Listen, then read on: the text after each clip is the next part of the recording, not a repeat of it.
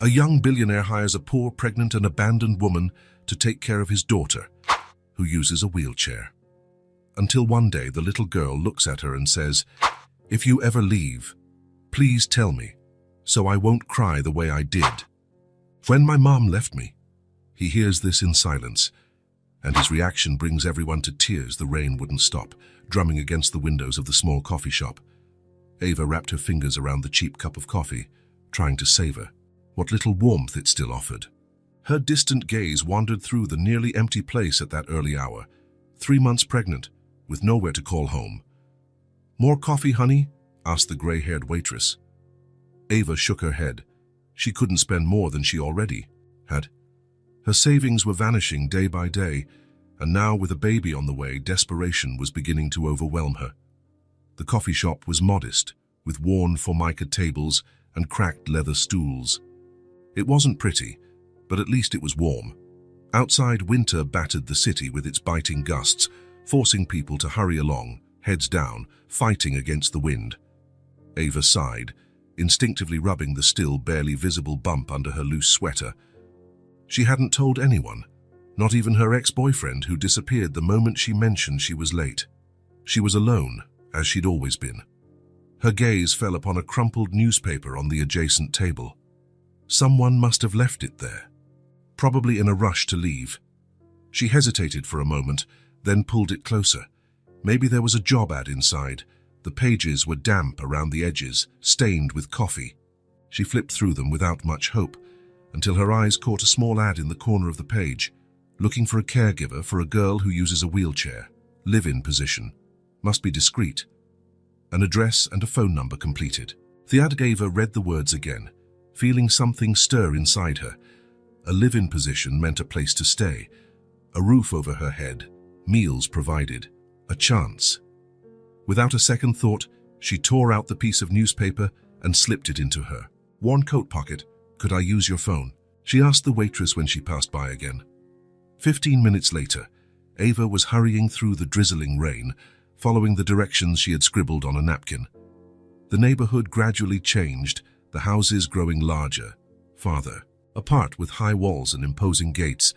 When she finally arrived at the address, she stopped, breathless. A wrought iron gate separated the street from the property. Through the bars, she could see a well-tended garden, and in the background, an old stone and wood mansion with tall windows and a wide entrance. She took a deep breath before ringing. "The bell, who is it?" A gruff voice crackled through the intercom. "I'm Ava. I called earlier about the ad in the newspaper." A buzzing sound indicated the gate unlocking, and it opened slowly. Ava walked up the stone path, feeling raindrops stream down her face. Her heart was pounding. She couldn't afford to lose this opportunity. Not now. An older man with a stern expression awaited her at the door. He wore a simple caretaker's uniform and looked at her suspiciously. "Come in," he said curtly, opening the door. "Mr. Dawn is expecting you in his study." The interior of the house was even more impressive than the outside. A spacious foyer with dark wooden floors, carefully preserved antique furniture, and paintings on the walls. Ava felt small and out of place in her wet, shabby clothes. The caretaker led her down a corridor to a carved wooden door. "Wait here," he ordered, knocking softly and entering. Ava tried to smooth her damp hair, attempting to look presentable. She tugged her sweater over her belly, hoping no bump would show. She needed this job. She couldn't let her situation get in the way. The door opened again and the caretaker motioned her inside. The study was elegant, with bookcases reaching the ceiling, an imposing desk, and a low fire crackling in the fireplace. Behind the desk stood a man around 40, observing her intently. "Miss Ava." His voice was deep and measured. "I'm Lucas Dawn. Please have a seat." Ava obeyed, sitting on the edge of the chair, her hands restless in her lap. Lucas Dawn had dark hair lightly streaked with gray at the temples, piercing blue eyes, hand-chiseled features. He wore a pristine dress shirt and had a natural air of authority. "Mr. Victor told me you called about the ad," he began, studying her. "Do you have experience as a caregiver?" "Yes," Ava lied, swallowing hard. "I looked after my grandmother for 3 years." Lucas watched her in silence for a few seconds, as if assessing whether she was telling the truth. "My daughter Emily is 9 years old and uses a wheelchair." She needs help with daily tasks, someone to accompany her lessons, someone available full-time. He paused. The ad mentioned a live-in position, because you would live here. In a room near hers, you'd have Sundays off. Ava nodded, trying to hide her nervousness. It was perfect, exactly what she needed. Why must be discreet? She asked before she could stop herself. A brief flicker of surprise crossed Lucas's face. Emily is private. She doesn't get along well with strangers. I'd rather keep our lives out of the spotlight. Something in the way he said it made Ava suspect there was more to the story, but this wasn't the time to push. Could I meet her? She asked. Lucas hesitated, then nodded. She's probably in the study room. I'll call her. While he left, Ava took the opportunity to look around. Photos in frames on the mantel showed a beautiful blonde woman with a radiant smile. In some pictures, she was with a small girl. Lucas wasn't in any of them. The sound of the door opening made Ava turn. Lucas was back, alone. Emily prefers to watch from a distance first, he explained with a slight apologetic tone. She's very shy. Ava understood, feeling a pang in her chest. There was sadness in the man's eyes when he spoke about his daughter. If you take the job, you can start tomorrow. The pay is good, and, as I said, you'll have room and board. It was more than Ava had hoped for. She felt immense relief. Flood her body. I accept, she answered without hesitation. Lucas looked satisfied, though still guarded. Great. Victor will show you your room and the rest of the house. Tomorrow we'll talk about Emily's routine. As she stood to follow the caretaker, Ava felt a chill run down her spine. Turning instinctively toward the doorway, she saw a girl in a wheelchair, half hidden in the corridor. She had brown hair and wide, inquisitive eyes that stared at Ava intensely, taking in every detail. For a brief moment, their gazes met. The girl didn't smile or wave. She just kept watching with a serious, assessing expression. "Hello, Emily," Ava said softly, offering a small smile. The girl didn't respond. She merely wheeled herself back, disappearing into the dark hallway. As she followed Victor to see what would be her new home, Ava couldn't get the child's gaze out of her. Mind? There was something in those eyes, a blend of distrust and hope, fear and curiosity. She lightly touched her stomach, feeling a pang of guilt for keeping her pregnancy a secret, but she had no choice. This house, this job, was her only shot now. What Ava didn't yet know was that walking through that iron gate had been her first step toward finding far more than just shelter. That somber house, with its quiet residents and hidden secrets, would be the place where she would finally discover the meaning of family. The sun had barely risen when Ava opened her eyes in her new room. It took a few seconds to recall where she was. The space was simple but comfortable. A soft bed, a small wardrobe, a desk, and a window overlooking the garden.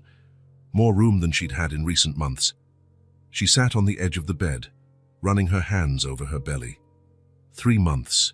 Along wasn't very noticeable yet, but soon it would be impossible to hide.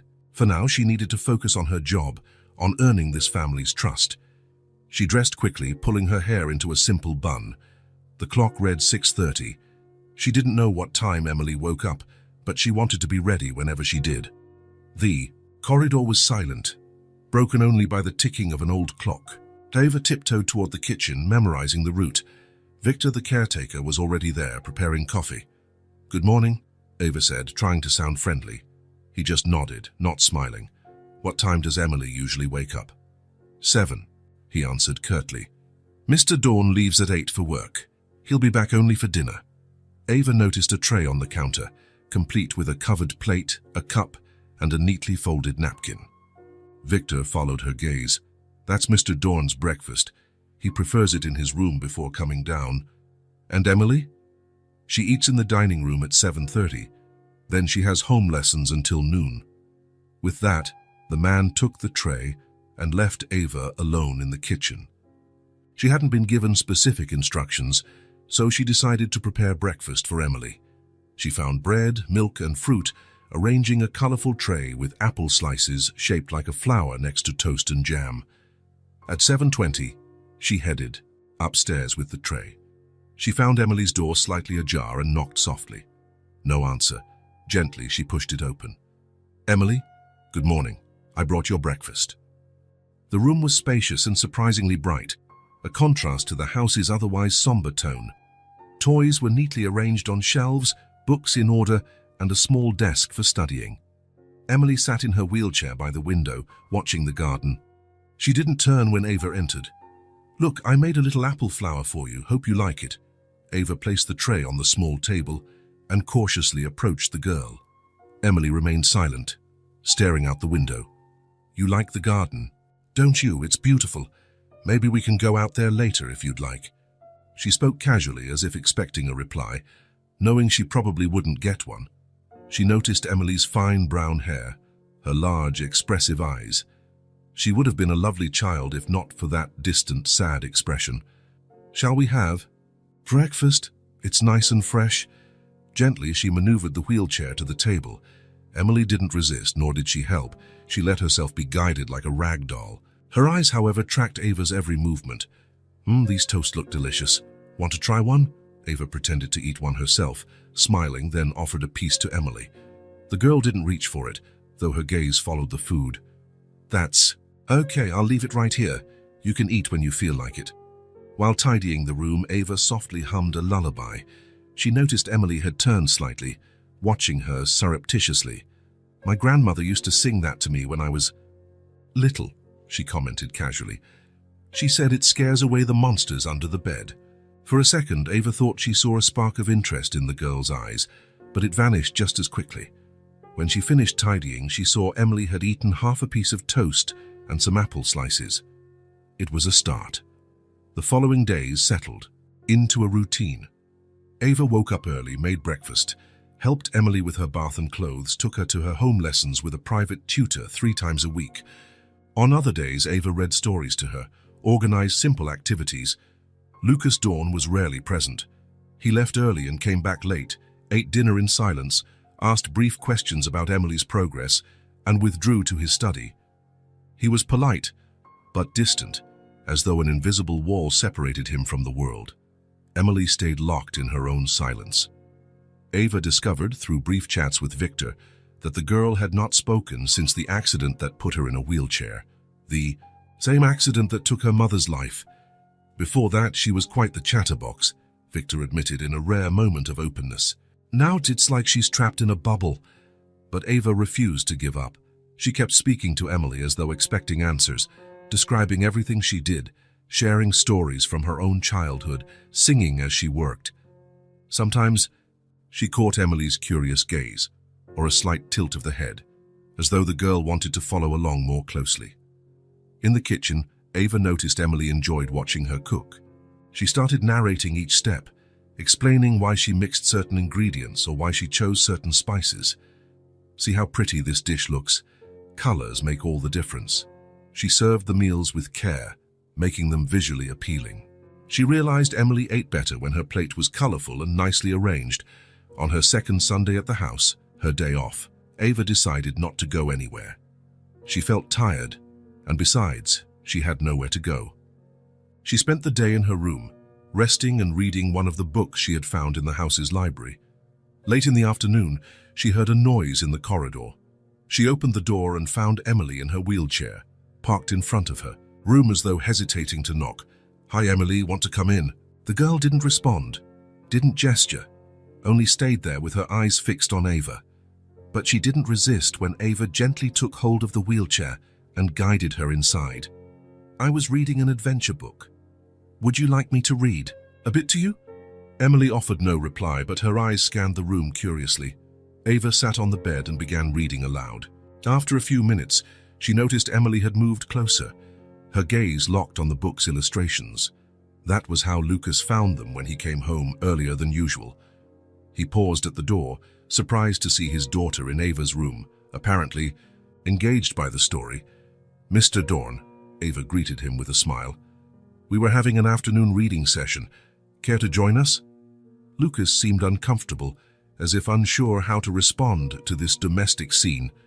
"No, thank you. I just came to see where Emily was." His voice was controlled, practical. "Dinner will be served in an hour." At dinner that evening, something was different. Emily, who usually kept her eyes on her plate, looked up at Ava a few times, as if expecting her to continue the story. Ava smiled, understanding the silent message. "If you'd like, I can finish. Reading after dinner," she suggested casually. To Lucas's surprise, Emily gave the slightest nod, almost imperceptible, but definitely there. From that day on, small changes began to occur. Ava noticed Emily enjoyed having warm towels after her bath, so she started warming them. She saw the girl preferred her sandwiches cut into triangles, not squares. She also noticed a gleam in Emily's eyes whenever she placed a small vase of fresh flowers in her room each morning. They were simple gestures, little kindnesses that gradually built a bridge over the gulf of silence. One night, while helping Emily get ready for bed, Ava was softly humming. The girl watched her with those big, attentive eyes. "You know," Ava said, tucking the blanket around her, "my grandmother always said that even when we don't speak, our eyes tell stories. And your eyes, Emily, tell very beautiful ones." A tiny movement at the corner of the girl's lips, almost a smile. For Ava, it was as if a door had been unlocked, even if it was still closed. It was a silent victory, and to Ava, it was worth more than any words. Rain was pounding the mansion's windows that Saturday afternoon. Ava looked at the grey sky as she finished tidying Emily's room. The girl was with her private tutor in the study room, focusing on math exercises. 3 weeks had passed since Ava arrived at the house. She felt the first signs of morning sickness receding as she settled into a new routine. Emily still didn't speak, but her expressive eyes said much. Small gestures, a lingering glance, a subtle tilt of the head were her way of communicating. Lucas Dawn remained distant, though Ava noticed small shifts. Sometimes he paused by Emily's bedroom door, listening while Ava read stories to the girl. Other times he asked brief questions about his daughter's day during dinner. Subtle changes, but changes nonetheless. As the rain fell, Ava had an idea. She went to the kitchen, where Victor was preparing lunch. "May I use the kitchen after lunch? I'd like to bake a cake." The caretaker looked at her for a moment, then nodded. "The pantry has flour and sugar. Use whatever you need." After lunch, when Emily went to rest in her room, Ava set about her surprise. She rummaged through cabinets, finding the basic ingredients: flour, sugar, eggs, milk. Nothing fancy, but enough for a simple cake. She laid out bowls, spoons, and a round cake pan on the kitchen counter. She'd learned this recipe from her grandmother years ago. It was a simple recipe, the kind that brings good memories. She got to work, cracking eggs, measuring flour, mixing everything with precise motions. As she worked, she softly hummed a song from her childhood. The kitchen was soon filled with the scent of vanilla and promise. She was so focused that she didn't notice someone had arrived silently. It was only when she heard the gentle squeak of wheelchair wheels that she turned and saw Emily at the kitchen door, watching her curiously. "Hi, Emily, what a nice surprise," Ava smiled, hiding her startle. "I'm making a vanilla cake. It was my grandma's favorite."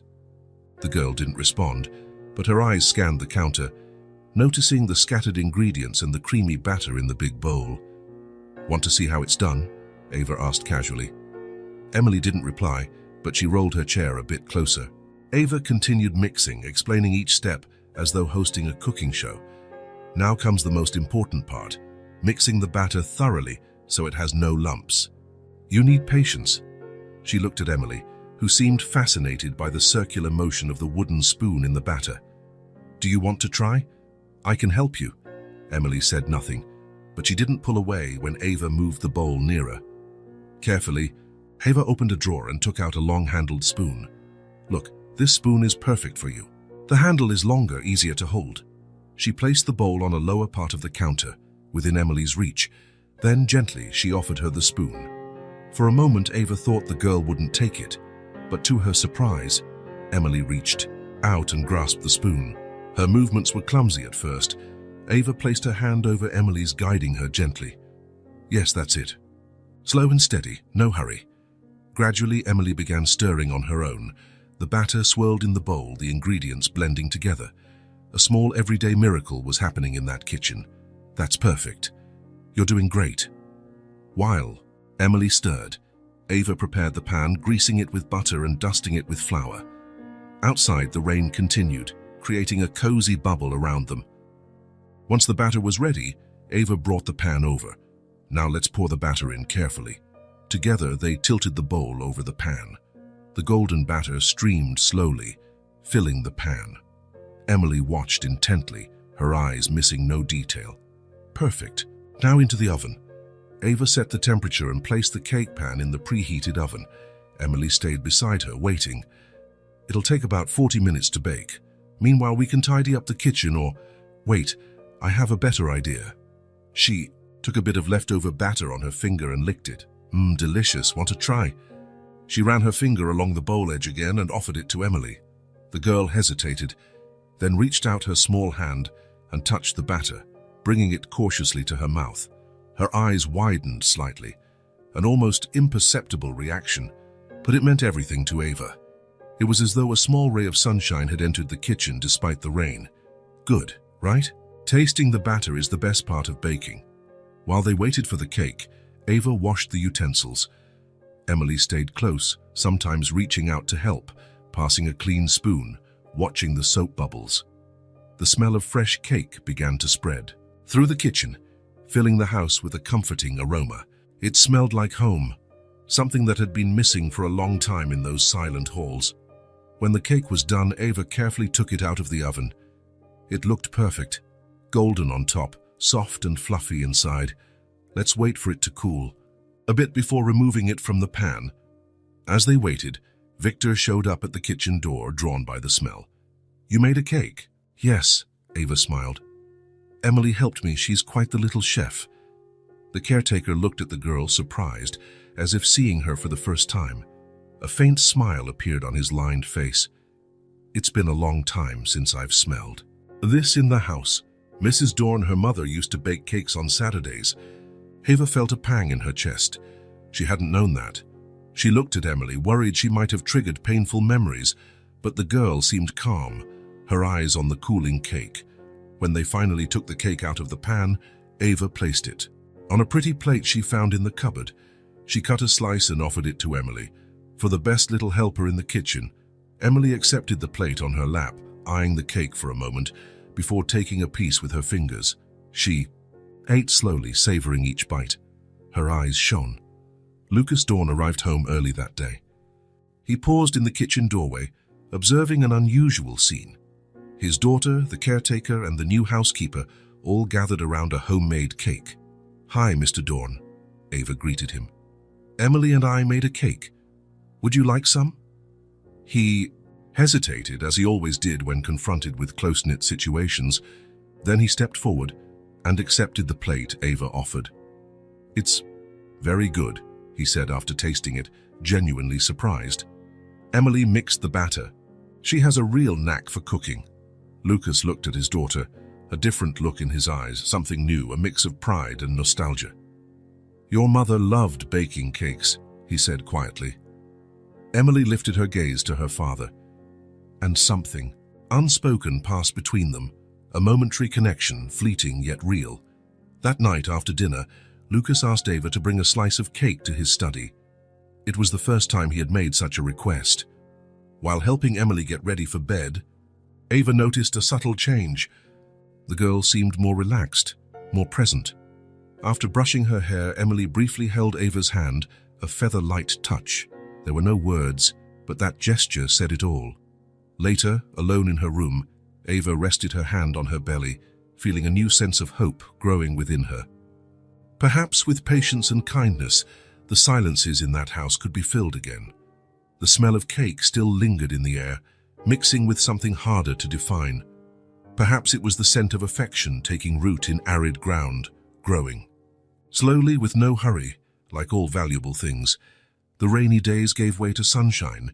Spring was timidly arriving, bringing color to the mansion's garden. Little green shoots popped up in the flower beds, and the trees donned fresh leaves. Ava watched the changing season through Emily's bedroom window as she adjusted the curtains. The girl sat in her wheelchair, leafing through a picture book, her favorite morning pastime. Look how lovely the garden is today, Ava remarked. How about a stroll outside after lunch? It's warm, and the fresh air will be good for us. Emily lifted her eyes from the book, glancing at the sunny garden. A slight nod. Ava had come to interpret it as agreement. 4 weeks in the mansion, and Ava already understood Emily's silent language. A prolonged gaze meant interest. Restless hands indicated anxiety. A gentle tug on her sleeve was a plea for attention. The child didn't speak, but she communicated in her own way. After lunch, as promised, Ava took Emily to the garden. The sun felt pleasant, not too hot. She guided the wheelchair along the paved stone path, showing the girl the flowers just beginning to bloom. Look at those daisies, and see that tree? It's full of birds. Emily observed everything intently, her bright eyes absorbing every detail. They stopped beneath the cool shade of a large tree near a wooden bench. "Mr. Victor told me there's an old trunk in the garden shed," Ava said casually. "He mentioned it might have some old toys in it. Want to check it out?" Emily turned her gaze to Ava, a silent question in her eyes. "They're your old toys from when you were smaller," Ava explained gently. "They've been stored away. Maybe we'll find something fun." Emily didn't answer, but her fingers fidgeted in her lap, a sign Ava already recognized as curiosity. The shed was at the back of the garden, a small green-painted structure nearly hidden among the bushes. Ava opened the door, taking in the scent of old wood and thyme. "Let's see what we have here." The interior was surprisingly tidy. Gardening tools hung on one wall, a few chairs covered with white sheets, and in the corner stood a dark wooden chest with golden details. "This must be it," Ava murmured, approaching it. She carefully lifted the lid. Inside, surprisingly well organized, were assorted toys. Cloth dolls, colorful wooden blocks, board games, children's books. Wow, a real treasure. Emily leaned forward in her chair, her eyes fixed on the chest's contents.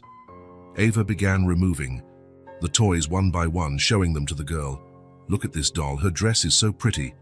It was a rag doll with yarn hair and a polka dot outfit. "And these wooden blocks, you can build a castle."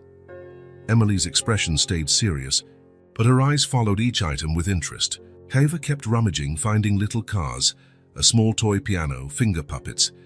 At the bottom of the chest, almost hidden among fabrics, Ava found something different, a perfectly crafted miniature dollhouse. It was detailed, with windows that opened and closed, working doors, spiral staircases, and tiny furniture. "Wow, this is beautiful," she exclaimed, carefully lifting it out and placing it on the shed's floor. Emily's reaction was immediate. Her eyes widened, fixed on the miniature.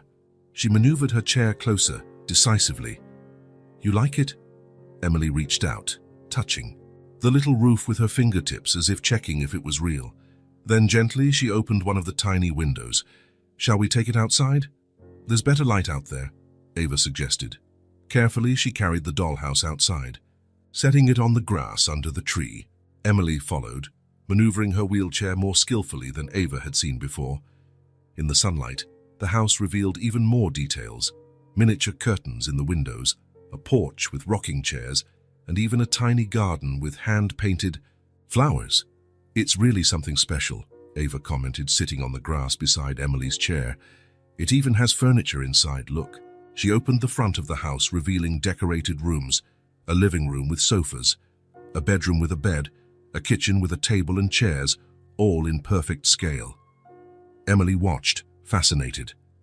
Ava removed some of the tiny furniture, placing it on the grass so the girl could see it better. "Look at this little family of dolls. There's a dad, a mum, and a little girl." As she arranged the miniature pieces, Ava improvised a story about the family who lived in the dollhouse, about the garden where they played, the meals they ate, the stories they read at bedtime. Emily listened silently, her eyes traveling from the house to Ava's face and back.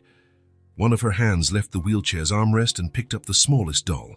"That's the daughter," Ava smiled. "You can give her a name if you like." For several minutes they played in silence. Ava repositioned the furniture. Emily moved the dolls around. It was a silent dance, a form of wordless communication. At one point, Ava picked up the doll, representing the mother, and placed it next to the one Emily held. "Maybe they can plant flowers in the garden. What do you think?" That was when it happened. Emily looked at the dolls in her hand, then at the dollhouse, then up at Ava. Her lips moved slightly, and a barely audible, raspy voice, unused for so long, emerged. "A house with you." Time seemed to freeze. Ava remained still, afraid any sudden move or overreaction would shatter that fragile moment. "Yes," she replied softly, her voice trembling with contained emotion. "We can play house together." Emily kept gazing at her, her big, expressive eyes seeming to say far more than her few words. What neither of them knew was that they weren't alone. From his study window, Lucas Dorn watched the scene. He had come home early, rare for him, and arrived just in time to witness that little miracle. He saw his daughter speak. Even from afar, he recognized the movement of her lips, the light in her eyes, something he hadn't seen in so long. His hands gripped the windowsill, his fingers pressing hard into the wood. A solitary tear ran down his face, quickly wiped away. In the garden, Ava and Emily continued playing. The girl didn't speak again, but something had changed. There was a new brightness in her movements, a livelier presence in her eyes. Ava felt tears prick at her own eyes, but held them back. She didn't want Emily to think her emotion was sadness or exaggerated surprise. She wanted this moment to feel normal, as though the girl's words were expected, natural. "This dollhouse is so pretty. We can bring it out again tomorrow if you'd like," she said casually, though her heart was racing. Emily nodded, still holding the little doll carefully. They continued to play until the sun began to set, painting the sky orange. Ava put the dollhouse and dolls back in the chest, promising they'd return the next day. When they entered the house, Lucas was in the hall as if he'd just arrived. His gaze met Ava's for a brief moment, a look brimming with contained emotion, full of unspoken questions. "We had a lovely afternoon in the garden," Ava said, pushing Emily's wheelchair. "We found some old toys in the shed." "Good," he replied, his voice controlled as usual, but with something different in his eyes. That night, after Emily fell asleep, Ava stayed by her bedside a little longer than usual. She watched the girl's peaceful face, thinking about those two simple words that had broken 2 years of silence. "A house with you." They weren't just words. They were an invitation, an open door, a beginning. Something had started to shift in that house as surely as spring was transforming the garden outside. The word was like a seed planted in fertile soil. After that afternoon in the garden, something bloomed inside Emily, slowly like all precious things, yet with surprising strength. The next morning, when Ava entered Emily's room carrying breakfast, the girl greeted her with different eyes. More alert, more present. "Good morning," Ava smiled, placing the tray on the small table. "Did you sleep well?" Emily hesitated, as if testing her own voice. Then, in a nearly inaudible whisper, "Yes." A simple word, only 3 letters, but it made Ava freeze momentarily. She disguised her surprise, continuing naturally, as though Emily talking was entirely normal. "That's great. Look, there's fresh orange juice today." During breakfast, Emily didn't speak further, yet something had changed. Her eyes followed Ava with a new attentiveness, as though summoning courage to form more words. Ava didn't push. She knew that, like a frightened bird, Emily's voice needed to feel safe to emerge, so she kept talking normally, describing her plans for the day, asking questions that allowed for short answers or just gestures. It happened again during her lesson with Mrs. Pereira, the private tutor, a gentle, middle-aged woman. They were working on a math problem that seemed to confuse Emily, her brow furrowed in concentration. "I don't understand," Emily said suddenly, her voice low but clear. Mrs. Pereira dropped her pencil, startled. She glanced toward Ava, who was shelving books on the other side of the room. "I think this problem is a bit tough," Ava interjected softly, as though it were the most natural thing in the world that Emily had spoken. "Maybe we can try another approach." Taking the hint, the tutor composed herself and carried on, explaining the math problem differently, using a more visual method. Emily listened carefully, and to their surprise responded in a low voice when asked to solve the next equation. After Mrs. Pereira left, still visibly emotional over what she had witnessed, Ava sat beside Emily. "You did great in class today," Emily looked at her, her face serious as ever, but with a new light in her eyes. "Hard," she commented, referring to the math exercises. "Yes, it can be tricky," Ava agreed. "But you're smart. You'll get it." A small smile appeared on Emily's face, so brief it might have been imagined, but it was there. Ava decided not to tell Lucas right away. She wanted to give Emily time, let her get comfortable with her own voice before it became a subject of attention and expectation. In the following weeks, words began to emerge more frequently, short phrases, often incomplete, but each was a precious treasure. Water, please. I like this book. Pretty sun today. Along with the words came other signs of life. One day, while Ava told a funny story about a dog chasing its own tail, Emily laughed. A low laugh, almost a whisper, but genuine. Ava's heart warmed at the sound. She kept telling the story, exaggerating her gestures just to hear that soft laugh again. A new routine formed. Every morning after breakfast, Ava planned activities that might interest Emily. She found the girl had a gift for drawing, so on her day off she bought colored pencils and special paper. "Look what I got," she said excitedly. "We can draw together." Emily accepted the pencils carefully, as though they were precious items. Her drawings, at first tentative, grew bolder in color and shape over the days. "That's beautiful," Ava praised, admiring the vibrant flowers on the page. "You're really talented." "Mom used to draw," Emily said simply. It was the first time she'd mentioned her mother. Ava felt a twinge in her chest, but kept her smile. "She passed on a special gift to you, then." Emily nodded, eyes fixed on her drawing. Then, surprisingly, she added, "She went away. She's in heaven now." Ava hesitated, unsure how to respond. She chose simple honesty. "Yes, she's in heaven, but I'm sure she's happy seeing you draw so well."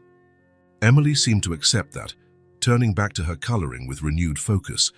Their activities multiplied with time.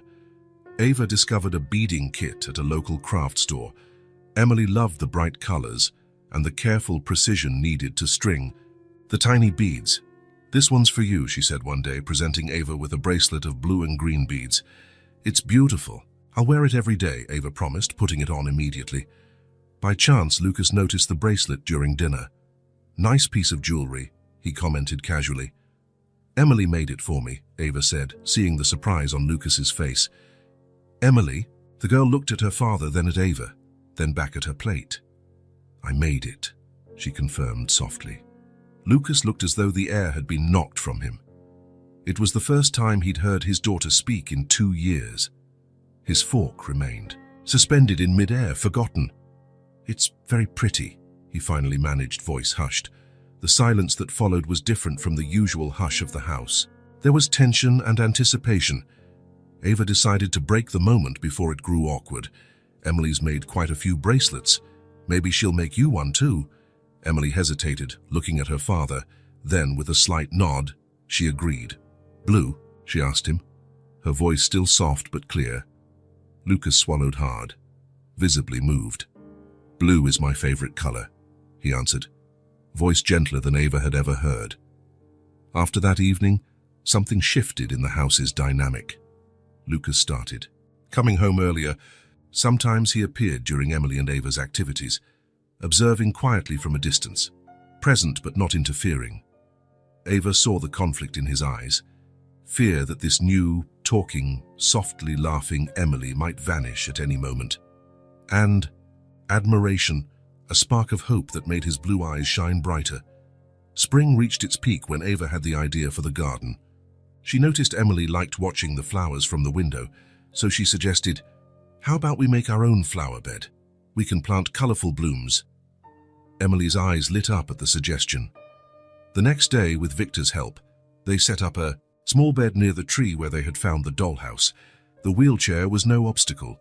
Ava adapted the tools, put oversized gloves on Emily's little hands, and arranged the potted seedlings within easy reach. Together they dug holes, placed the tiny plants, and watered them gently. "These are petunias," Ava explained. "They'll bloom purple, and these daisies will be white." "Mom liked sunflowers," Emily noted, pointing to an empty spot in the flower bed. "Sunflowers are wonderful," Ava agreed. "We can plant some right here." The following week, Ava brought sunflower seeds. Emily planted them with special care, her delicate fingers covering them with soil. "Will they grow taller than me?" she asked, looking at Ava. "Much taller," Ava promised. "Sunflowers can get huge, taller than your dad even." Emily giggled at the thought. her gentle laughter now appearing more often. Lucas watched these garden sessions from a distance, like a spectator at a miracle he was afraid to disrupt. Ava noticed him peering through the window, or standing quietly in a doorway, while they worked on crafts or read stories. One afternoon, after Emily had fallen asleep following a busy day, Lucas asked Ava to come to his study. "I want to thank you," he said simply, looking at her with an intensity that made her blush a little. "I don't know how you did it, but—" "It wasn't me," Ava interrupted gently. "It was Emily. She just needed to feel safe enough to try again." Lucas nodded, raking a hand through his hair in a gesture Ava recognized as an attempt to contain emotion. For 2 years, the specialist said it could be permanent. The trauma of the accident, losing her mother so abruptly, his voice broke. "I'd lost hope. Sometimes it does go like that," Ava said softly. "Hope comes and goes. What matters is it's here now." Lucas studied her with curiosity, as though seeing something new. "You're a special person, Ava. This house, all of us are lucky to have found you." Weeks turned into months. Ava's belly was growing more noticeable, but with loose clothing she still managed to hide it. She knew she would have to tell the truth soon, but she was afraid of losing everything she had built. Emily kept making progress. Her sentences grew longer, her laughter more frequent. One day she surprised Ava by asking about the book she read. "At bedtime, can I see?" she asked, reaching for the novel Ava kept on her bedside table. "Sure," Ava smiled, handing it over. "It's a love story." Emily flipped through the pages, her eyes skimming the words. "Do you like love stories?" she asked, returning the book. "Yes," Ava admitted. "I find all stories interesting, but love stories are special." Emily looked thoughtful for a moment. Then she asked unexpectedly, "Have you ever loved someone?" The question caught Ava off guard. She thought about the father of her child, a love that ended before it truly began. She thought about her own parents, who she barely remembered, and her grandmother, who had raised her with tenderness until she passed away. "Yes," she answered honestly. "Several people, in different ways." "What's it like?" Emily persisted, her wide eyes full of curiosity. Ava paused to consider. "It's like a warm place inside you. A place that's happy when you see that person, that misses them when they're gone, that wants their well-being more than your own." Emily mulled that over seriously. Then, in a quiet voice, as if confessing a secret, "I think I have that warm place for you." Ava felt her heart clench. Carefully, she took Emily's small hand in hers. "I have that warm place for you too, sweetheart." That evening, after reading her usual bedtime story, Ava was about to leave the room when Emily's voice stopped her. "Stay until I fall asleep?" Ava turned around, surprised by the request. It was the first time Emily had asked her to stay. "Of course I'll stay," she replied, returning to sit on the edge of the bed. Emily settled under the covers, her eyes fixed on Ava. "Could you tell me another story?" she asked. "What kind of story would you like?" Emily considered for a moment. "A happy story, with a good ending." Ava smiled and began an improvised tale about a girl planting a magic garden where each flower granted a different wish. She described the flowers' colors, the animals visiting, and the special wishes the girl made. As she spoke, she gently stroked Emily's hair, a gesture that had become natural between them. Her voice grew quieter as she saw Emily's eyelids drooping with sleep. By the time the story ended, Emily was almost asleep. She murmured drowsily, "Thank you for staying." "I'll always stay when you need me," Ava promised. Emily reached out and held Ava's hand firmly. "Don't go away, okay?" The child's innocent plea pierced Ava like an arrow. She thought about her pregnancy, about her uncertain future. "I'm not going anywhere," she replied, hoping fate would allow her to keep that promise. Emily fell asleep holding Ava's hand. Ava stayed there, watching the girl's serene face, long lashes resting on her cheeks, breathing softly. She felt her own baby move gently inside her belly, as if being lulled by the story as well. What Ava didn't know was that Lucas had stopped in the hallway on his way to his own room. He heard part of the bedtime story, Ava's gentle voice speaking of a magic garden, and Emily's sleepy replies. He stood there, motionless, listening to that intimate moment. When he heard Emily ask Ava not to leave, and Ava's quiet yet emotion-filled answer, "I'm not going anywhere," something inside him broke. The armor he had carefully built around his heart since losing his wife crumbled silently. He retreated without a sound, not wanting to interrupt that sacred moment between his daughter and the woman who had brought back Emily's voice. In the privacy of his room, he sat on the edge of his bed and covered his face with his hands. For the first time in 2 years, he allowed himself to cry. They weren't tears of pain or loss like the many he had shed after the accident. These tears were different, born of gratitude, hope, and a feeling he had forgotten existed. The house that had been silent for so long was speaking again. And he, who had shut himself away from the world, felt his heart relearning a language he thought he'd lost, the language of love. Summer arrived in full force, bringing long days and cloudless skies. The garden Emily and Ava had planted was now in full bloom, with sunflowers reaching impressive heights, just as Ava had promised. On that Saturday morning, the heat was comfortable, not stifling. A light breeze danced through the trees, scattering shifting shadows across the neatly kept lawn. Ava woke up early as usual, but felt a different kind of fatigue.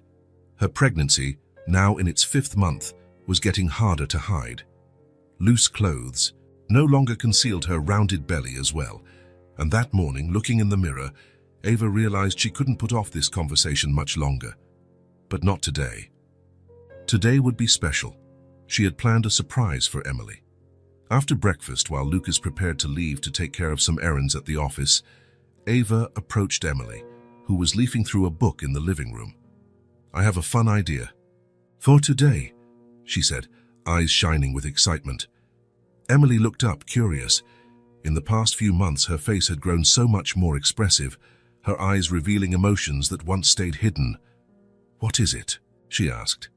"It's a surprise," Ava replied with a playful smile. "But we'll need old clothes, something we don't mind getting messy." Emily's eyes widened, intrigued. "Messy? Yes, it'll be quite a mess, but I promise it'll be fun." A smile spread across Emily's face, that new smile that still felt fresh like a newly bloomed flower. "All right." After Lucas left, promising to return for lunch, Ava helped Emily find an old t-shirt in the back of her closet. It was huge, falling almost to her knees, perfect for what Ava had planned. "Now let's head to the garden," she announced, pushing the wheelchair down the hallway. The day was perfect, sunny and calm.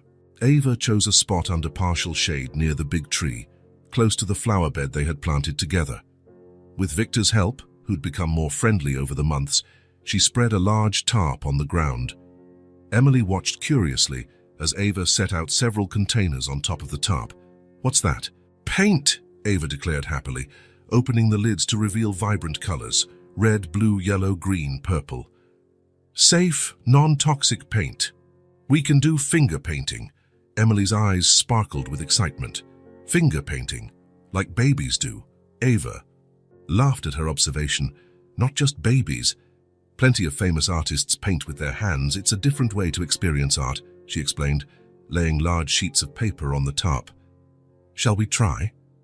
Carefully, Ava positioned Emily's wheelchair at the edge of the tarp so she could easily reach the paper and paint. Ava knelt beside her on the tarp.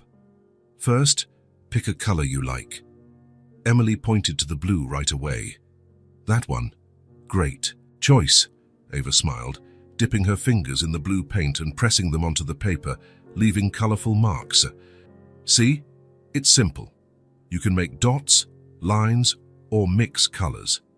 Emily eyed the paint, then her own hands, as if considering the proposition.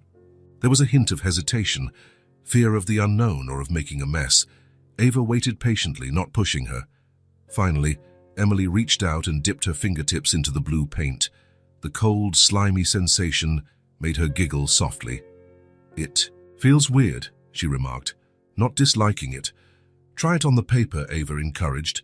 Emily pressed her fingers against the white sheet, leaving small blue imprints. Her eyes widened at the result. "Look," she exclaimed, genuine excitement in her voice.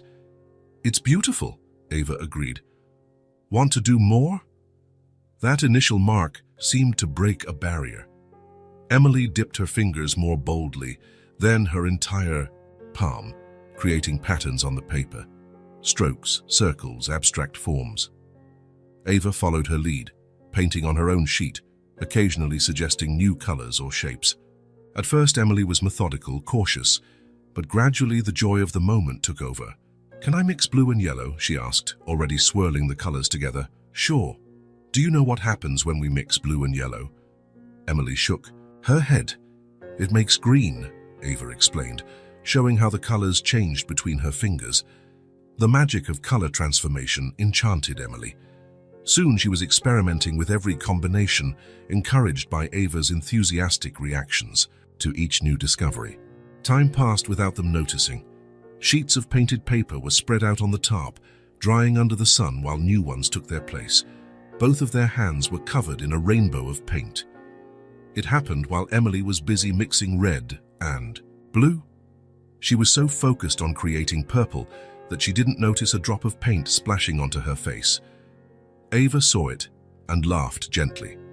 "Hold on. You've got paint on your face," she said, reaching for a rag. Emily touched her cheek, smearing more paint around. Seeing her fingers come back even more colorful, something unexpected happened. She started to laugh, not the subdued laugh Ava knew, but a genuine, carefree giggle. It was a sound the house hadn't heard in years. Pure, childish joy with no holding back. "Look at my face," she exclaimed, laughing and pointing at her reflection in a small puddle of water nearby. Ava's heart overflowed at that sound. Without thinking, she dipped her finger into the red paint and dabbed a dot on her own nose. "Now look at me," she said, making a silly face. Emily laughed even harder, her eyes shining with delight. With a sudden burst of spontaneity, she reached out and drew a blue streak on Ava's cheek. "Now you're a cat," she declared between giggles. "Oh, really? Then you're going to be a..." Ava dipped her finger into the yellow paint and drew a circle on Emily's forehead. "A sunshine princess." What followed was a colorful paint battle filled with laughter, always with caution, never crossing limits, but fully embracing the game. Emily laughed louder and more freely than Ava had ever heard, her face lit up with a joy that seemed from another time before life's shadows stole it away. Neither realized they had an audience. Lucas had come back earlier than planned. Finding the house empty, he followed the sound of laughter into the garden. He stopped a few yards away, hidden by the house's shadow, his heart pounding. There, under the light filtering through the leaves, was his daughter, not the somber, silent girl of the past 2 years, but a vibrant child with a face covered in bright paint, laughing openly, her eyes alive with happiness. He saw Ava beside her, equally covered in paint, playing as though there were no tomorrow. He saw the gentle way she adjusted the wheelchair's position whenever needed, without making it an issue, just part of their shared dance. Something clenched in Lucas's throat, a surge of emotion so strong he could barely breathe. It was like seeing a ghost, the ghost of the daughter he thought he'd lost forever the day he lost his wife. He couldn't bring himself to step forward. He feared his presence might shatter the spell, banish the laughter, dispel the magic. So he stood there motionless, silently witnessing the miracle happening in his own garden. He eventually turned away, unnoticed.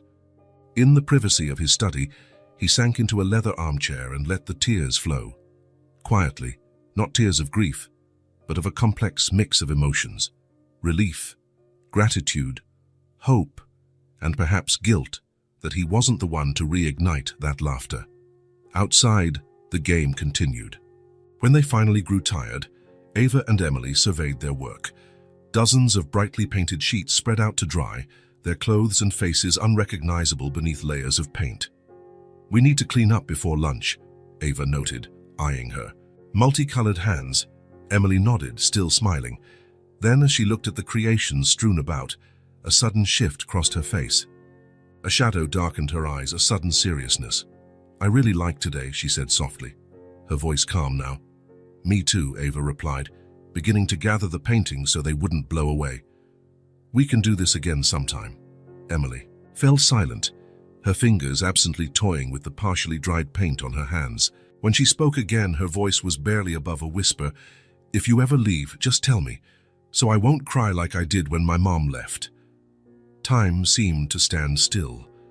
Ava felt as though the air had been sucked from her lungs. The brutal simplicity of the girl's words, the pain behind them, the fear so openly displayed, it struck like a punch to the gut. She looked at Emily, her eyes large and earnest, her face still streaked with cheerful paint that contrasted cruelly with the sadness in her words. She felt her own baby move in her belly, a silent reminder of the secret she carried, the truth she'd soon have to face. "Emily," she began, her voice catching. What could she say? How could she promise never to leave when her future was so uncertain? How could she explain that she carried another life inside her, a life arriving soon to change everything? She swallowed the lump in her throat and did the only thing she could. She knelt by Emily's wheelchair and hugged her, smearing more paint on both of them, not caring at all about the mess. "I won't go anywhere without letting you know," she finally said, the words coming with difficulty. "I promise." Emily returned the hug, her thin arms holding Ava tight, as though she might vanish any second. Neither of them knew that Lucas had come back to the garden, intending to finally join in. Standing at the doorway that led outside, he overheard Emily's words. Those simple words, laden with so much fear and pain, hit him like lightning. "If you ever leave, please tell me, so I won't cry like I did when my mom left me." His legs gave out. He leaned against the doorframe, the weight of that sentence crushing his chest. The fear his daughter carried, the trauma of abandonment, the pain he thought he had shielded her from, it was all there, exposed in the brutal honesty of a child's words. It was too much. Lucas slid down the wall until he sat on the ground, unable to remain standing. He covered his face with his hands, trying to stifle the sound of his own sobs. In that moment, all three of them were bound by the same feeling, even if they didn't realize it: the fear of being left behind. Emily, who lost her mother so young. Lucas, whose world collapsed in a single day. And Ava, who never had a place she truly belonged and now feared losing what she had found. It was an invisible bond, stronger than any tied by blood. A connection, forged in shared pain, mutual fear, and the fundamental human need not to be abandoned. The sun continued shining in the clear blue summer sky. The colorful paint dried slowly on the top, but there in that garden under the midday light, something deeper solidified. The silent recognition that broken hearts could find their way back together, forming something new, something whole, something that resembled a family. Nightfall gently descended upon the mansion. Ava had just put Emily to bed after a long day of activities. The girl had fallen asleep almost instantly, worn out from an afternoon of games and laughter. It was amazing how much she had changed in the past few weeks, talking more, laughing, often her eyes shining with a life that once seemed extinguished. Ava closed the bedroom door quietly and walked down the hallway to her own room. She felt equally exhausted. Her pregnancy, now impossible to disguise under loose clothes, made each day more challenging. She knew she couldn't delay the conversation she dreaded with Lucas much longer. She was nearly at her door when she heard a voice behind her. "Ava." She turned to see Lucas at the end of the corridor. He looked different from his usual immaculate suit. He wore simple clothes, dark pants, and a shirt with the sleeves rolled up to the elbows. He seemed younger, less formal that way. "Mr. Dawn," she responded automatically. "Lucas," he corrected, a faint smile touching his lips. "After everything, I think you can call me by my name." Ava nodded, surprised by his request. Despite the progress made in recent weeks, a certain formality had still lingered between them. "Do you have a moment?" he asked gently. "I'd like to talk to you." "Of course," she answered, trying to hide the sudden nervous flutter in her chest. Would this be about her growing belly he must have noticed? Had he put the pieces together? "Let's go to the garden," he suggested. "It's a pleasant evening." Ava followed in silence as they descended the stairs and crossed the living room. Through the back door they stepped into the garden, illuminated by a full moon and a few strategically placed lights among the flower beds. The air was fresh, scented by night-blooming flowers. The sunflowers Emily had planted months ago were now tall silhouettes against the starry sky. Lucas walked to a wooden bench beneath the large tree and sat, gesturing for Ava to join him. For a few moments, neither spoke. Lucas seemed to be contemplating the stars, his profile highlighted by the moonlight. Ava waited patiently, her hands fidgeting in her lap. "It's incredible how this garden has changed," he said at last. "It used to be just trimmed grass, and a few shrubs. Now it's so full of life." "Emily has a knack for the garden," Ava replied. "She really cares about the plants." Lucas nodded, a gentle smile on his face. Just like her mother. It was the first time he'd mentioned his wife so directly. Ava stayed quiet, sensing this was only the beginning of something he needed to share. Lucas drew a deep breath, as if gathering courage. Then he turned to face her, his eyes meeting hers in the dim light. "Thank you," he said simply. 2 syllables, yet they carried so much meaning that Ava felt her heart constrict. "For what?" she asked softly, though she already knew. "For bringing my daughter back," he replied, voice trembling slightly. "For giving this house its life again." Ava shook her head gently. Emily was always there. She just needed to feel safe enough to return. Lucas shifted his gaze to a distant spot in the garden. When he spoke again, his voice was quieter, more vulnerable. "You might have heard about the accident. About how we lost Clara." Ava nodded silently. Victor had briefly mentioned a car accident, but the details were a mystery. "It was 2 years ago, a rainy night. The road was slippery." He paused, swallowing hard. "Clara was driving. Emily was in the back seat. Another car veered into our lane." He closed his eyes for a moment, as if reliving it. "Clara died instantly. Emily had serious spinal injuries. The doctors said she'd never walk again." Ava felt tears forming, but held them back. This moment was his, not hers. "I'm so sorry," she said quietly. Lucas opened his eyes, gazing at the star-filled sky. "What nobody knows, what I've never told anyone." He hesitated, voice barely a whisper. Clara was leaving. Ava held her breath, surprised by the revelation. We'd argued that night. It had been building for years. She said she couldn't take it anymore. She needed space. She took Emily and some bags. His voice caught. He cleared his throat before continuing. "If we hadn't fought, if I hadn't said those things, they wouldn't have been on that road that night." The weight of guilt in his voice was almost tangible. Ava understood then the burden Lucas had carried silently all these years. Not just grief, but the sense of responsibility for it. "It wasn't your fault," she said gently. "Accidents happen. No one can predict them." Lucas shook his head as though he couldn't accept absolution. "Emily stopped talking after the funeral. The doctors said it was trauma, that it might pass in time. But days turned to weeks, weeks into months. And you thought you'd never hear her voice again," Ava supplied softly. "I hired top specialists. I tried everything." His shoulders slumped. "Maybe the problem was me. Maybe I reminded her of the fight, of her mom, of everything we lost. Or maybe she just needed time," Ava suggested. "Time and someone who saw her beyond the wheelchair, beyond the silence." Lucas turned toward her, his eyes bright with unshed tears. "Someone like you." Ava felt her cheeks heat under that intense gaze. "I only did what anyone would do," she deflected, uncomfortable with the praise. "No," he countered firmly. "Not just anyone. You." A silence hung between them, not awkward but charged, with something new, a shared recognition, a budding connection. "I'm afraid," he confessed after a moment, "afraid it's temporary, that she might retreat back into silence, that you—" He trailed off, but Ava understood. He feared she might leave too, like Clara had. She thought of her own situation, the life growing inside her, the uncertain future. Should she tell him now? Reveal her own secret? Before she could decide, Lucas went on, "I'd understand if you wanted a different life. You're young, talented. You must have dreams beyond caring for someone else's daughter." There was a raw vulnerability in his words that made Ava's heart ache. "I like the life I have here," she answered sincerely. "I like Emily, the house, the garden." She paused, summoning her courage. "And you," she added softly.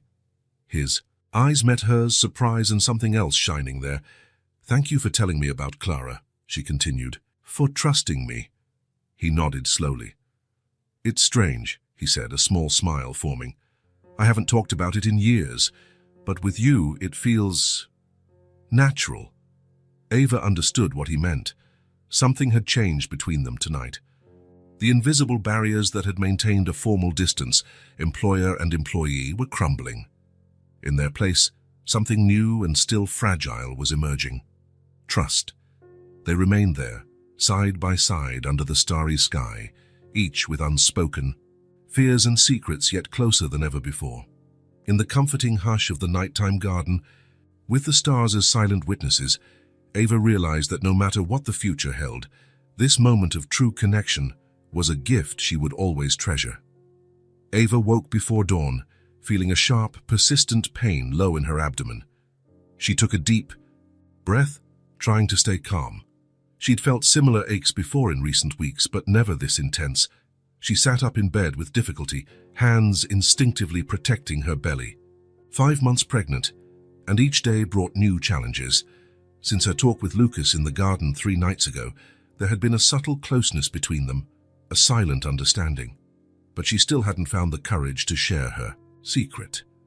Another wave of pain made her gasp. She needed to see a doctor. Something felt off. She glanced at the clock, 5:30 a.m. The house was still asleep. Carefully she dressed and wrote a brief note. Had to step out early. Back this afternoon. Emily's lesson with Mrs. Pereira is at 10. She left it on the kitchen table, where Victor would find it while preparing breakfast. The nearest clinic was a 40-minute bus ride away. Ava slipped out quietly, closing the gate without making a sound. The sky was beginning to lighten with pinkish clouds heralding sunrise. Despite the morning's beauty, her heart clenched with worry. At the bus stop, another stab of pain made her sit, breathing shakily. What if something was really wrong with the baby? The thought terrified her. The bus arrived, nearly empty at that hour.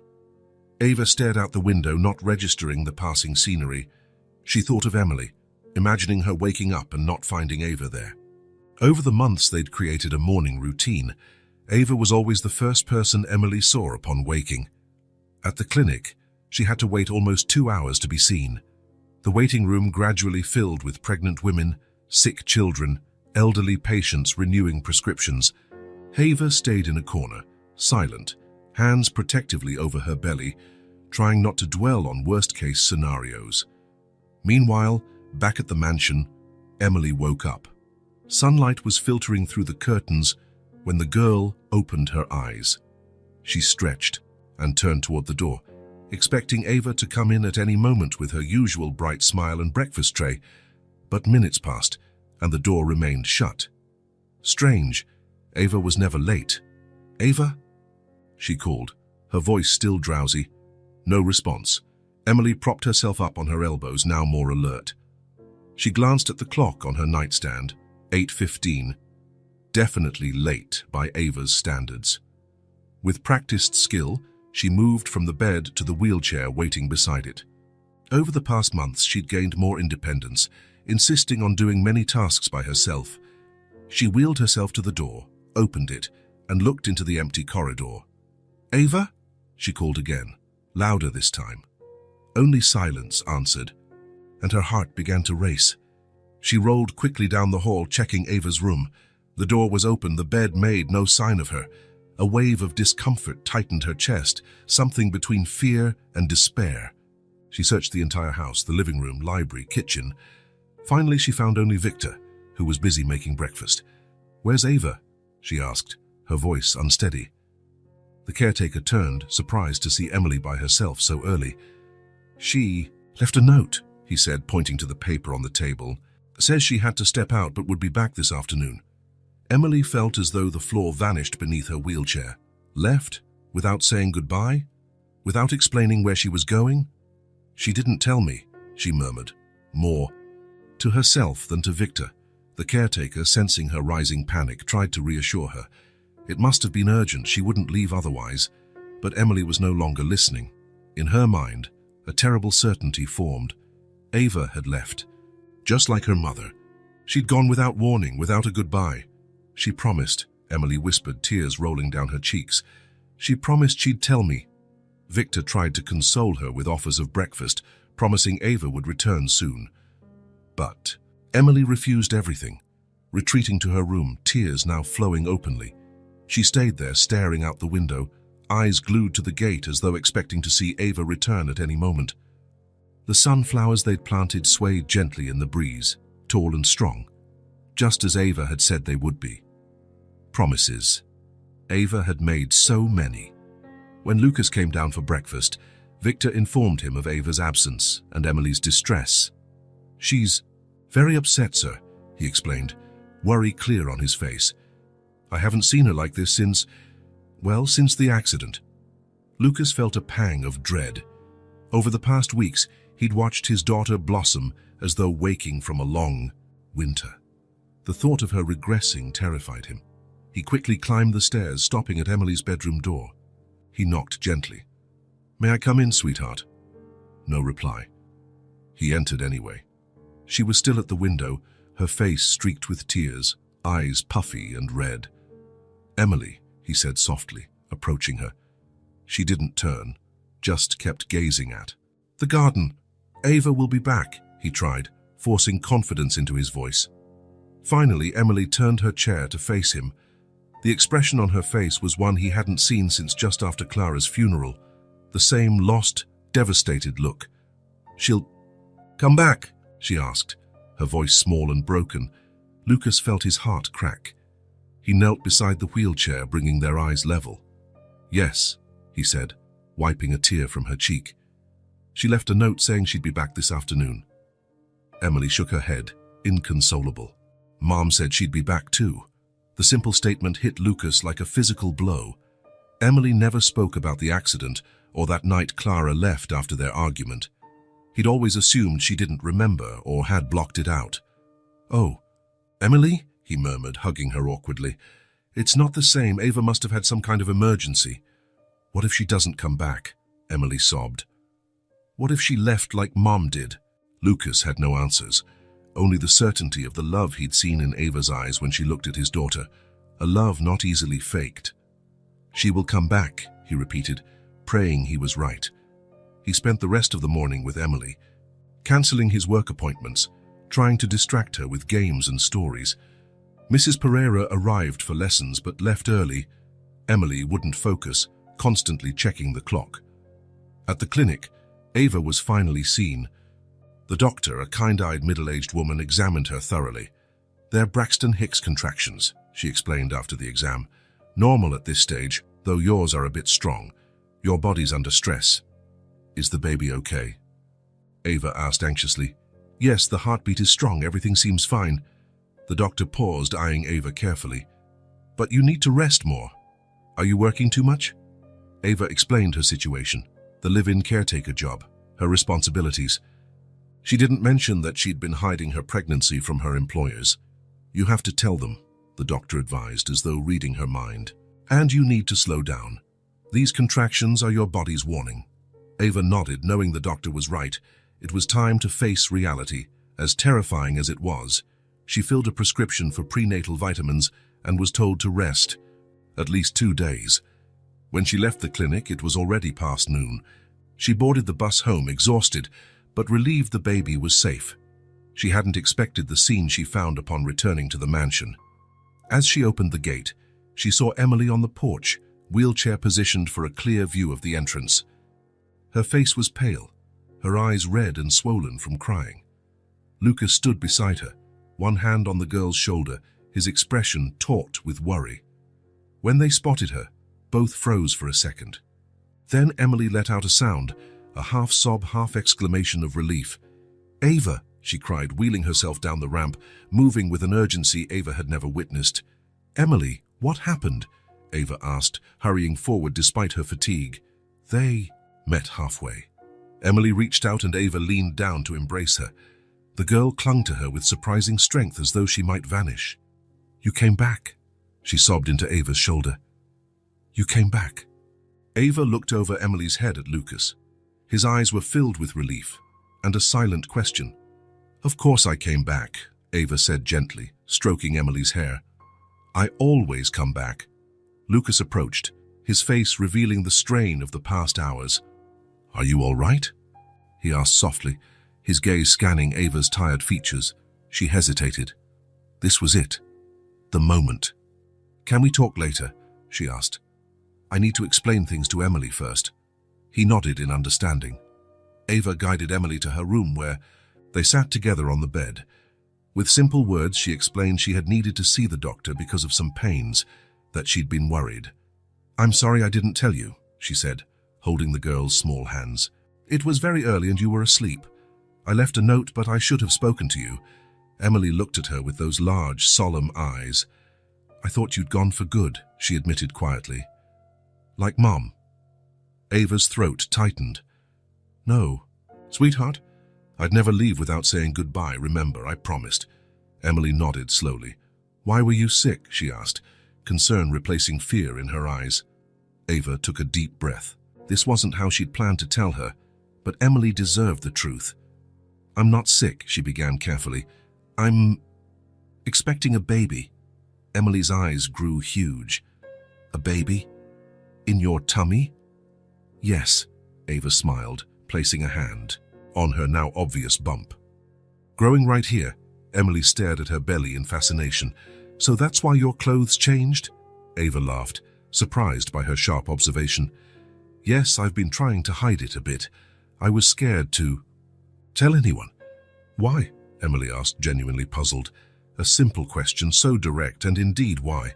Ava realized her biggest fear was losing what she had found here. Not just a job, but a home, a connection, a patchwork family. Sometimes grown-ups have silly fears, she said, gently brushing Emily's hair aside. But I shouldn't have hidden it. I'm sorry. Emily thought for a moment. Then shyly she held out her hand. Can I feel it? Of course, Ava said, smiling. Emily's small hand gently touched Ava's belly, as though handling something precious. Her eyes widened when she felt a slight movement. She kicked, Emily exclaimed, startled. Yes, Ava laughed. He or she does that sometimes, especially when I'm nervous. Emily kept her hand there, fascinated. Will the baby live here too? She asked after a moment. The innocent question went straight to the heart of the issue Ava had been avoiding. I don't know yet, she admitted honestly. After Emily finally dozed off, worn out from the emotional whirlwind, Ava went downstairs to find Lucas. He was waiting in the study, a mug of hot tea on the desk for her. How is she? He asked as soon as she walked in. Sleeping now, Ava replied, gratefully accepting the tea. It's been a rough day for her. For all of us, he said, studying her face. You gave us a scare. I'm so sorry, Ava said. I never expected it to cause such turmoil. Lucas gestured for her to sit on the sofa, where they settled side by side. Did the doctor say everything's okay? With you and... He hesitated. The baby, Ava finished, meeting his eyes. Yes, it was just stronger than usual Braxton Hicks. I need more rest. Lucas nodded, absorbing her words. How far along are you? He asked after a pause. 5 months, she answered. I know I should have told you earlier. I was afraid of losing all this. Lucas went silent for a long moment, staring into the unlit fireplace. When he finally spoke, his voice was calm and resolute. You're not alone. 3 simple words, but they meant everything to Ava at that moment. The father, he began, then paused. He's not in the picture, Ava cut in. Never. Really was. Lucas nodded, not pressing for details. Well, that doesn't matter now. He turned to face her directly. What matters is that you have a place here, with us. Tears gathered in Ava's eyes. I want you to move in permanently, Lucas continued, not just as Emily's caregiver, but as part of this family. The word family hung in the air, laden with meaning. And the baby? Ava asked, her voice trembling. The baby too, he answered without hesitation. This house is big, Ava, and so are our lives. He reached for her hand, lightly brushing it with his fingers. The 3 of us, you, Emily, and I, found something special here, something none of us expected. Your child can only add to that. Ava felt the tears spill over at last. They weren't tears of fear or sadness, but of relief and gratitude, of a hope she hadn't dared to feel in a long time. Thank you, she whispered, at a loss for more words. Lucas gently squeezed her hand. "We should be the ones thanking you," he replied, "for walking through that door on a rainy day, for bringing color back to this house, for giving Emily her voice." The bonds uniting them were invisible but stronger than any bound by blood. Forged in shared pain and fear, renewed hope, new trust, and maybe something deeper they weren't yet ready to name. That night, as the house lay silent under a starry sky, 3 hearts, soon to be 4, beat in a new rhythm of belonging. The tea room next to Emily's had been vacant for years. It was spacious, with a big window overlooking the garden, where the sunflowers now stood tall. Painted a soft shade of blue, it felt like it had been waiting for a purpose. "This would be perfect for the baby," Lucas commented, showing Ava the space. "It's close to Emily's room, and it gets wonderful morning light." Ava touched the wall, feeling the texture beneath her fingers. A room for her baby. Not just a corner, but a real space where her child would grow. "It's perfect," she managed, voice heavy with emotion. Emily, in her wheelchair, watched from the doorway with bright eyes. "Can I help get it ready?" she asked eagerly. Lucas smiled at his daughter, a smile that appeared more often these days. "Of course you can. In fact, we're counting on it." Over the next few days, the room came to life. Lucas and Victor brought down a dark wooden crib with delicate carvings from the attic. It belonged to Clara's family, Lucas explained as they assembled it. Every baby in the family slept in it for generations. Ava ran a hand over the polished wood. "Are you sure?" she asked quietly. "It's a family heirloom. And now it's part of your story as well," he said, meeting her gaze with calm certainty. Emily took it upon herself to decorate as a mission. She drew pictures with colorful paints and paper, trees, animals, stars, flowers, to hang on the walls. Each day she brought a new creation, made with meticulous care. "This one goes above the crib," she declared, proudly showing off a drawing of bright, feathered birds. "So the baby can see pretty things when she wakes up." A new routine formed naturally. In the mornings, Ava still helped Emily bathe and have breakfast, but there was a subtle difference. No longer just employer and employee, but something deeper and more meaningful. Lucas hired a housekeeper for heavier tasks, insisting Ava focus on Emily and her own pregnancy. "You need to take care of yourself," he'd say. "You're both important." Mornings became special times for Ava and Emily. They'd talk about their plans for the day and share small jokes. Emily's voice, once so hesitant, now flowed comfortably. "What do you think she'll like to do?" Emily asked one morning as Ava brushed her hair. "Who?" "The baby," Emily clarified. "Do you think she'll like drawing like me?" Ava smiled at her use of she. They still didn't know the baby's sex, but Emily insisted it was a girl. "Maybe," Ava said, "or maybe something else. Everyone is different. Like you and me," Emily concluded thoughtfully. "We're different, but we like each other." The child's simple observation touched Ava deeply. Lucas began coming home earlier from work. Sometimes he brought small surprises: a book for the baby, a box of chocolates for Emily, flowers for the dining table, little gestures of thoughtfulness. Evenings turned into cherished moments. After dinner, they gathered in the living room. Emily drawing, Lucas reading the paper, Ava knitting small clothes for the baby. A once unimaginable domestic scene for 3 people who had known so much loneliness.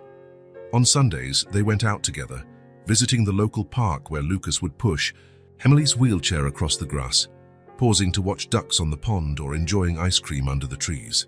People began recognizing them as a family, smiling as they passed. "Mr. Dawn, how's your family today?" the ice cream shop owner asked one Sunday. Lucas looked at Emily and Ava enjoying their cones, then replied simply, "We're doing very well, thank you." By the 7th month, Lucas started accompanying Ava to her prenatal appointments. It happened naturally. He offered to drive her and then just walked in with her. From then on, it became routine. "Do you want to know the baby's gender?" the doctor asked during an ultrasound. Ava hesitated, glancing at Lucas. "What do you think?" she asked him. He smiled, that smile that now appeared more and more often. "I think Emily would love to know." "Then yes," Ava decided. "We want to know." "It's a girl," the doctor announced, pointing at the screen. Emily, upon hearing the news, clapped her hands excitedly. "I knew it," she exclaimed. "I knew it was a girl." From that day on, Emily included her little sister in all her daily plans.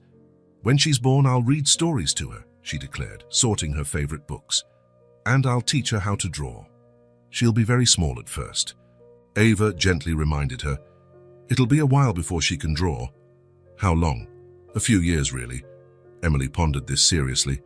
"That's okay," she decided. "I can wait. I'll draw for her in the meantime."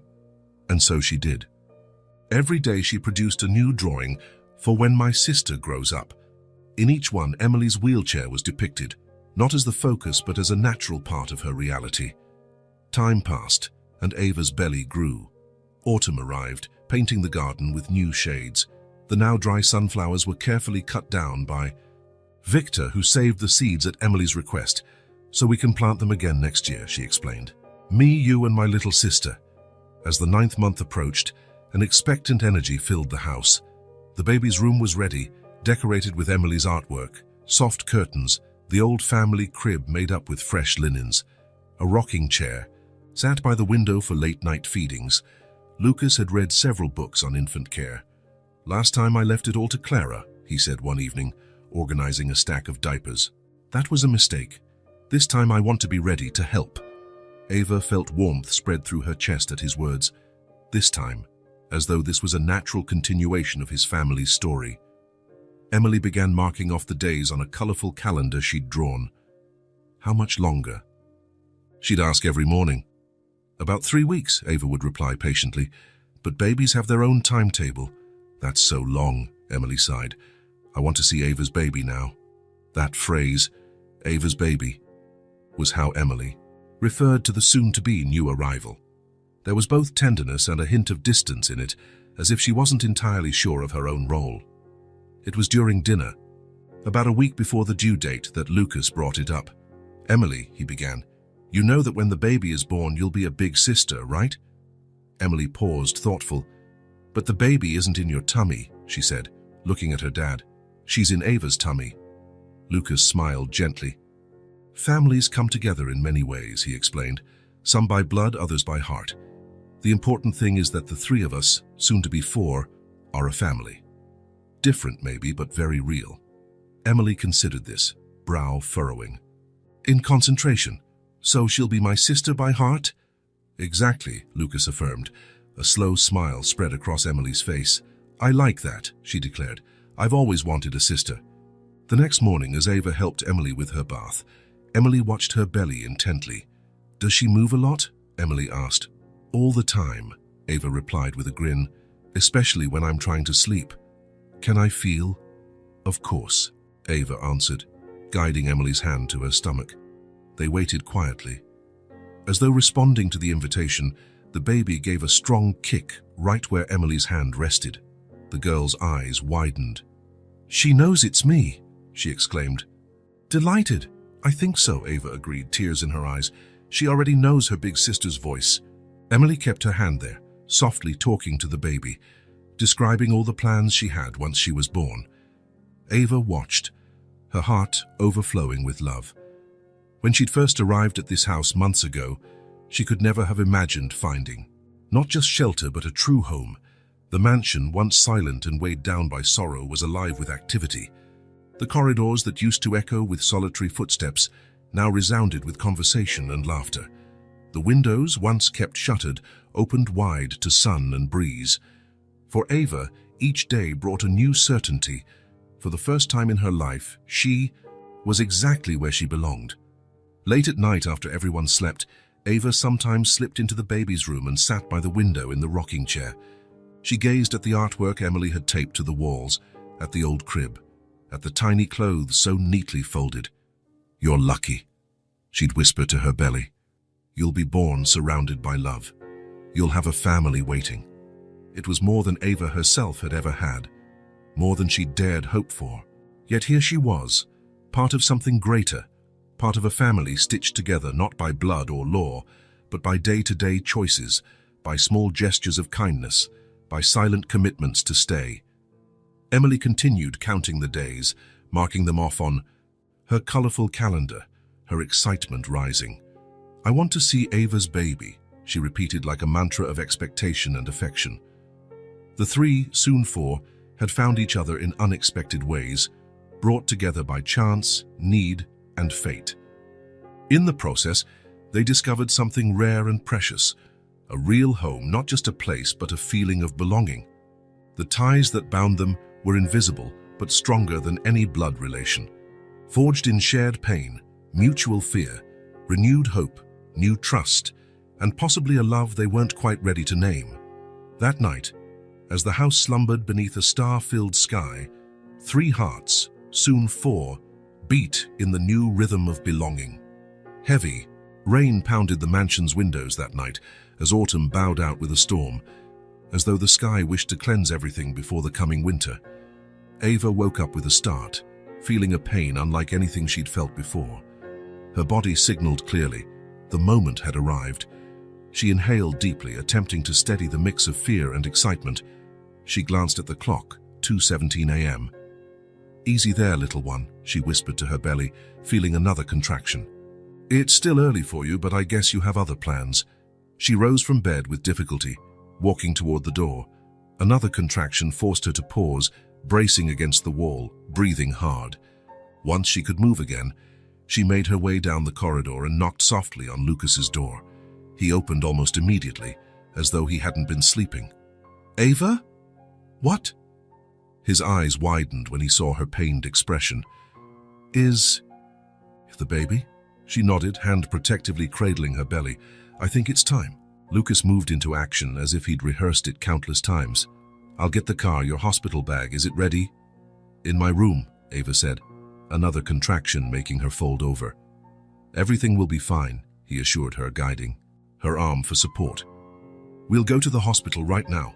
While he fetched the bag of baby clothes and Ava's essentials, another door opened. Emily, roused by the commotion, peeked out from her room.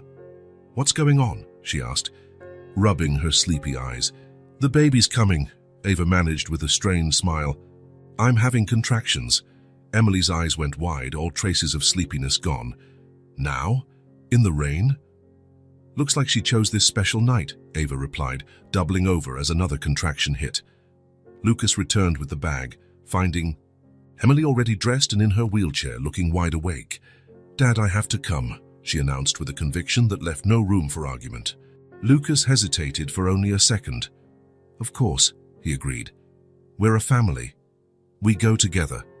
Swiftly, he helped Emily into clothes suited for the cold, draped a coat over Ava, and found Victor, who appeared at the top of the stairs, awakened by the noise. "The baby?" the caretaker asked, immediately grasping the situation. "Yes," Lucas confirmed. "Could you help me with Emily and the wheelchair?" Together, they got everyone into the car. Rain pummeled the windshield, the night dark as ink. Lucas gripped the wheel tightly, driving with extra care. In the back seat, Emily held Ava's hand while Ava focused on her breathing through the contractions. "Does it hurt a lot?"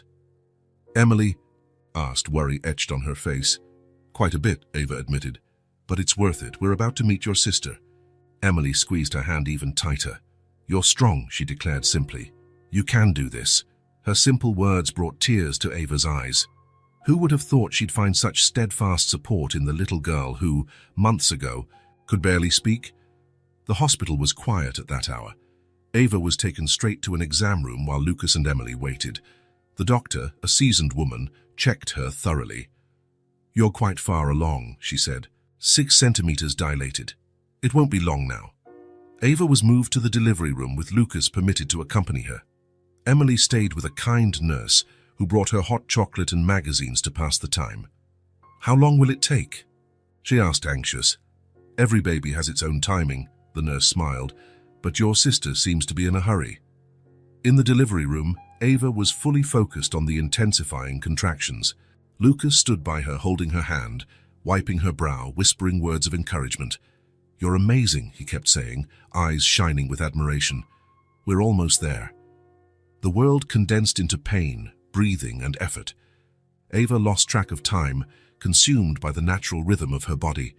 Finally, after what felt like an eternity compressed into mere moments, a sharp, triumphant cry filled the room. "It's a beautiful, healthy girl," the doctor announced, placing a red, wrinkly, crying bundle onto Ava's chest. Time stopped. Ava looked at her daughter, skin still creased, eyes squeezed shut, tiny fists balled. She was perfect.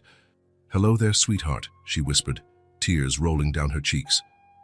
"Welcome to the world." Lucas leaned over them both, his large, protective hand gently touching the baby's head. "She's perfect," he murmured, voice husky with emotion. "Absolutely perfect." After the initial checkups and cleaning, as dawn broke and the storm clouds scattered, Emily was brought in to meet her new sister. Seated in her wheelchair, she gaped in awe at the tiny bundle in Ava's arms. "She's so small," Emily whispered, amazed. "Can I touch her?" "Of course," Ava smiled. "Just be gentle." Emily stretched out a finger, brushing the baby's little hand. To her delight, the tiny fingers curled around hers. "She grabbed my finger," Emily exclaimed, her face lighting up. "She likes me." "Of course she does," Ava said. "She already knows your voice from all those times you talked to her in my belly." Emily looked at the baby, then at Ava, then at Lucas. A realization dawned on her face. "Now we're four, right?" she asked, half statement, half question. Lucas kneeled by her wheelchair, one arm around her shoulders, the other resting on Ava's and the baby's hands. "Yes," he said, his tone brimming with certainty. "A new family." The baby was named Clara in honor of Emily's mother. "So we'll always have a Clara in this house," Lucas explained when he suggested the name. Ava couldn't have chosen better. 2 days later, they returned home. The storm had passed, leaving the air clear and fresh, the sky a perfect blue. When the car pulled up to the mansion, Ava's heart swelled with emotion. This was truly home, now the place where her daughter would grow up. Victor stood waiting at the door, a rare, genuine smile softening his usually stern features. "Welcome back," he said simply, opening the door for them. The aroma of freshly baked cake filled the house. In the kitchen, the new housekeeper, a kindly woman named Maria, had prepared a little reception. "To celebrate the new resident," she explained. While Lucas carried the bags upstairs, Emily insisted on accompanying Ava to the baby's room. Everything was as they'd left it, but with a new addition. A colorful mobile hung above the crib, tiny paper birds swaying in the breeze. "I made it with Victor's help," Emily said proudly, "so she can watch them dance while she's in bed."